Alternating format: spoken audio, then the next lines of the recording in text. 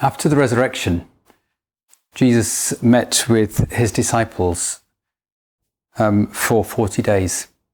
The Bible then tells us that Jesus ascended to heaven and they watched him go. But before he went, he said this to them: "You will receive power when the Holy Spirit has come upon you, and you shall be my witnesses, both in Jerusalem and in all of Judea and Samaria, and even to the remotest parts of the earth."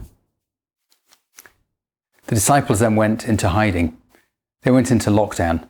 They went to an upper room in Jerusalem, and they stayed there, delighted and encouraged because of what they had seen of the risen Jesus, but also waiting. In some ways, they were powerless. They had been told that they would be witnesses in Judea and Samaria and to the ends of the earth. They'd been told to make disciples of all nations, and yet their lives were taken up, not entirely fruitlessly, but they were locked down. They were in an upper room. They were praying and they were worshipping together, so they weren't entirely discouraged, but they were waiting.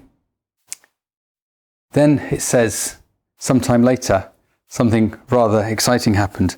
And at the start of Acts chapter 2, we read this: "When the day of Pentecost had come, they were all together in one place. And suddenly there came from heaven a noise like a violent rushing wind, and it filled the whole house where they were sitting. And there appeared to them tongues as of fire distributing themselves, and they rested on each one of them.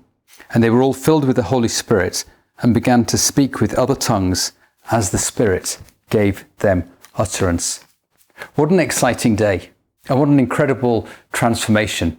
Here was a group of people who knew Jesus, who had received new life in him, who had seen him ascend to heaven, and were nurturing in their hearts and their spirits a vision for the world-changing movement that they had been called to be part of.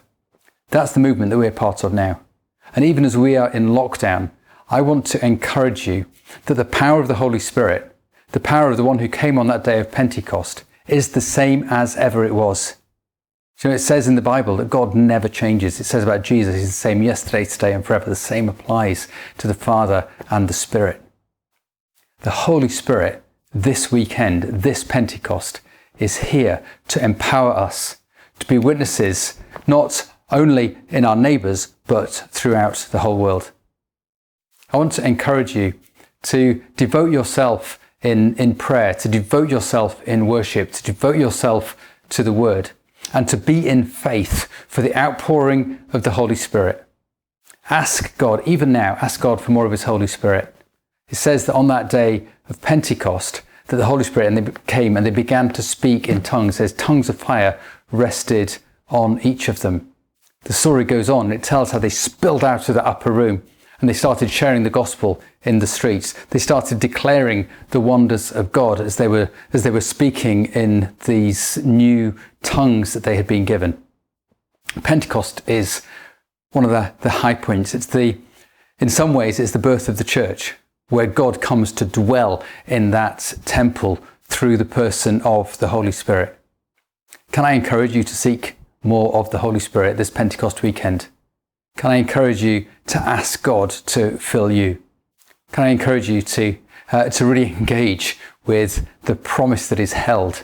And again, if you go on, the story in Acts, it says that Peter began to preach. He preached the gospel to the crowds, and then he explained to them that the promise of the Holy Spirit was for all those who were present. It was for their sons. It was for those who were going to come after them. It was even to the ends of the earth.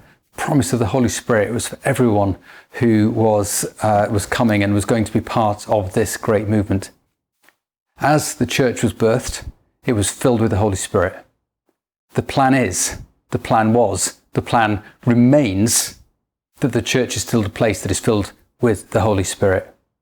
I want to encourage you. We've been so excited, and in leadership this week, we were able to make our decisions with numerous prophetic words that have been coming from within the church. The Holy Spirit has not changed. He is alive and well, and his purposes and his plans to dwell in his church haven't changed. This Pentecost weekend, can I encourage you to be seeking for more of that Holy Spirit, to be seeking an infilling of the Holy Spirit, and to be asking God to let this be a Pentecost weekend where something new is birthed in you and where you experience a fresh infilling of the Holy Spirit.